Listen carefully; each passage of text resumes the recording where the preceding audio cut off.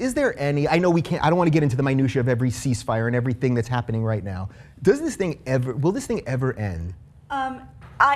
Full disclosure, I don't know that I ever tried to hide this, but I'm Jewish. Culturally, my parents are Jewish. Then obviously your Good opinion night, is everybody.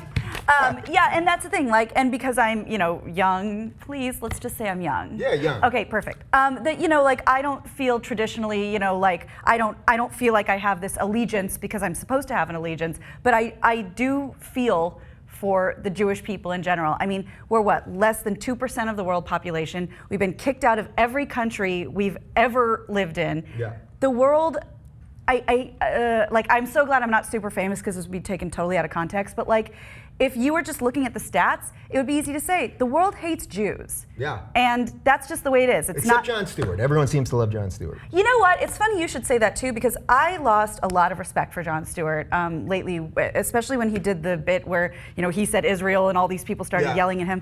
I don't know who the people are that, and maybe it's just because they're not in my social circle or even on social media, but everyone says, oh, everyone's supporting Israel. I don't know anyone who's supporting Israel outside of this conversation. I don't know anyone who is actually, in my opinion, looking at this in a fair way. Yeah. And I understand, and you hear people say, well, the Jews said after the Holocaust, never again.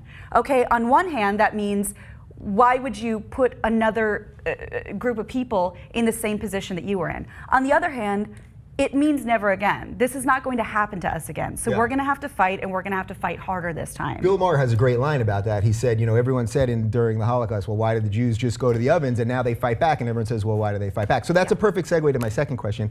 Is there any other country or place on earth that is accused of disproportionate force? Colin Powell had the Powell Doctrine, which means that if you get into an armed conflict, you crush them to the point where they give up immediately. Now, that's not what Israel's doing, because they're doing all this targeted stuff, and we know Hamas is literally hiding rockets in UN schools. This is a fact. I know people aren't going to be happy with it, but it's a fact. But what is disproportionate?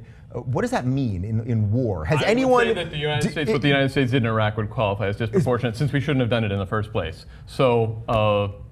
But this is just going to be, if you are a supporter of Israeli policy, then you are not going to think it's disproportionate, and if you are not, then you are going to think it's disproportionate. So I feel like a lot of it just breaks down like it's your team. Like I'm on that's my team, like a sports team, and whatever they do, like, I mean, I'm from Boston. I grew up, as a fan of the Celtics. And I actually found myself rooting for Danny Ainge. And he was a horrible, horrible person and a horrible player. I mean, he was not a bad player, but he was on my team, so I had to root for him. And then once he left, he was the biggest asshole in the world. That's a really good point, though. Can I just jump in? I think you're so right. I think that people are so used to just having their own conversations that hypes up their own point, and then the other side's doing that, and we're just going to keep building this. But if we can just, if somebody, and people do this a lot, and I respect it, and I'm happy that it happens, somebody who doesn't believe what I believe makes a decent point, then it breaks that down a little bit. I'm like, okay, I see what you're saying, and that actually helps me understand the other side.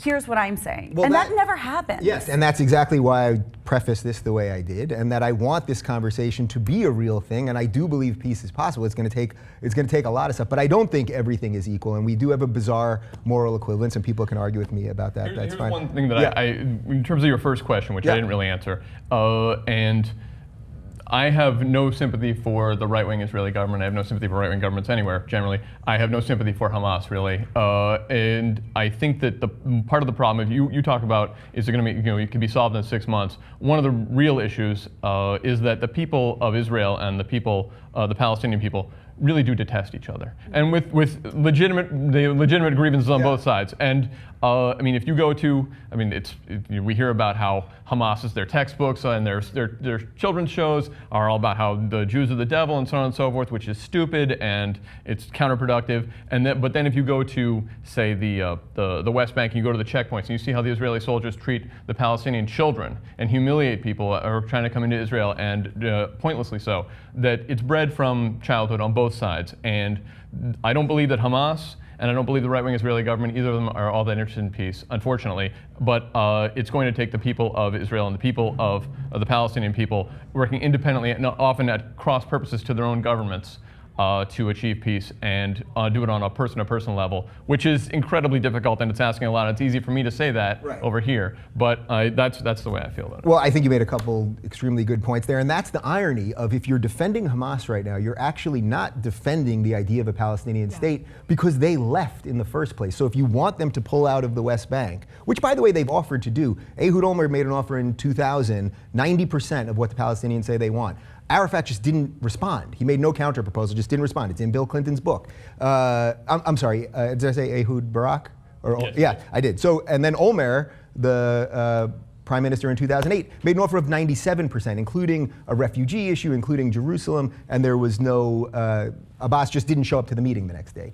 So there's a litany of stuff. We can't. But if you ask someone who is pro-Palestinian, they will provide a litany of their own of grievances against those offers, why they weren't legitimate and so on and so forth, and the conversation. Yeah, but you know what? No one gets all they want. So let's say the offer of 90% was actually 80%, which no one says. That might be okay. But no, it's not a matter of percentage. It's like, well, the devil's in the detail. What were you offering? Who's going to control the water? Who's going to control the border? Yeah. I mean, it's all. I mean, these conversations they spiral, and it's the same as the conversation about whose fault, who's to blame, who started it. Yeah. That's so often is the conversation. Well, that's why I didn't who want to started it. That's why I didn't want to start with that. But that's the conversation. And at some point in time, I feel like we all have to rise above that and say, okay, we're going to just put this to bed, and we're going to put this to rest, and we're not going to quibble over the history. Let's just move forward and not argue about that, and just argue about what we can do in the future. Because if we continue to quibble over the past, it never ends.